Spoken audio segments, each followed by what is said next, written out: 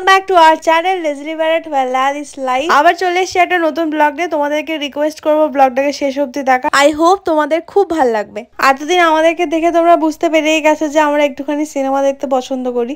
আসলে কি বলতো, এমনিও কলকাতা থেকে বাইরে থাকি, তাই এদিক ওদিক খুব একটা বেশি যাওয়া হয় না। অবভিয়াসলি বাজার করতে যাওয়া ছাড়া আমাদের কাছে ওটাও তো একটা সেই ডেটের মতো।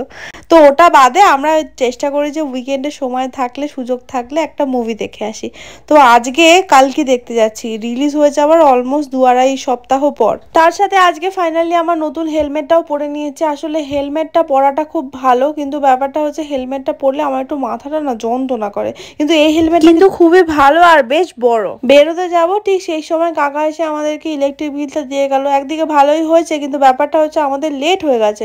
আমি আশিসকে বলছি তাড়াতাড়ি যেতে, সময় হয়ে গেছে, নাহলে আবার আজকে দেরি করে ঢুকবো আর হাফ মুভি মিস হয়ে যাবে। চলো যাওয়া যাক, আমরা ফাইনালি বেরিয়ে পড়েছি। আর আজকে আমরা যেখানে মুভি দেখতে যাচ্ছি সেখানে রীতিমতো আমরা প্রায় 1 বছর পর যাচ্ছি। যখন নতুন নতুন হায়দ্রাবাদে এসেছিলাম তখন এই মলটাতে আসতাম AMB-তে সিনেমা দেখতে। তারপর থেকে নর্মালি এখানে খুব একটা আসা হয় না। আসলে এটা আমাদের বাড়ি থেকে একটুখানি ভালোই দূরে পড়ে। ভেতরের জায়গাটা না ভীষণ ফটোজেনিক, খুব ভালো ভালো ফটো ওঠে আর বেশ লুক অ্যান্ড ফিলটাও খুব সুন্দর। আমি ওই জন্য তোমাদেরকে একটু 4-5টা ঘুরিয়ে দেখাচ্ছিলাম।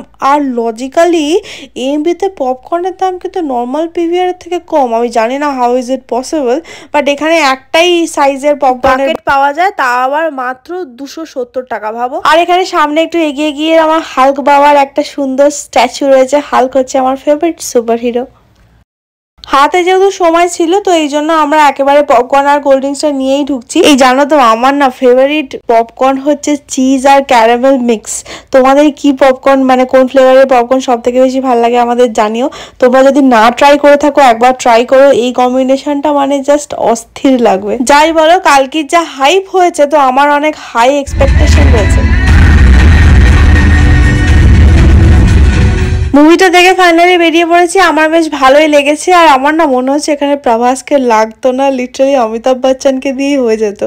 তো কিন্তু অবভিয়াসলি প্রভাসের পার্টটা খুব সুন্দর হয়েছে। আর আমাদের দীপিকা ডার্লিং তো একদম সেরা, ফাটিয়ে দিয়েছে। মোরওভার আমার মুভিটা বেশ ভালো লেগেছে। ওখান থেকে বেরিয়ে আমরা একটু আশপাশে ঘুরে বেড়াচ্ছিলাম। এখানে কিডস এর একটা প্লে জোন রয়েছে, জায়গাটা এত বড় কি বলবো। তারপর আমরা একটা দোকানে গেলাম, এখানে গিয়ে আমাদের প্লেটগুলো খুব পছন্দ হলো। আর এগুলো মাত্র 110 টাকা করে। তো ওই জন্য আমরা দুজনের জন্য 2টো প্লেট কিনে নিলাম। আর তোমরা আমার ব্লগ দেখে থাকলে জানবে যে আমার না নতুন নতুন সুন্দর সুন্দর বোতলের খুব শখ। বাট আজকে আমি নিইনি, যেহেতু রিসেন্ট আশিস আমাকে একটা নতুন সুন্দর বটল দিয়েছে। আর এই যে এই রাইডটা রয়েছে না, এত কিউট দেখতে, কি বলবো। আশিস আমাকে বলছে আমি চাপবো, আমি তারপর বললাম না না ঠিক আছে, এটা বাচ্চাদের আমরা ক্যাশ করে দিই।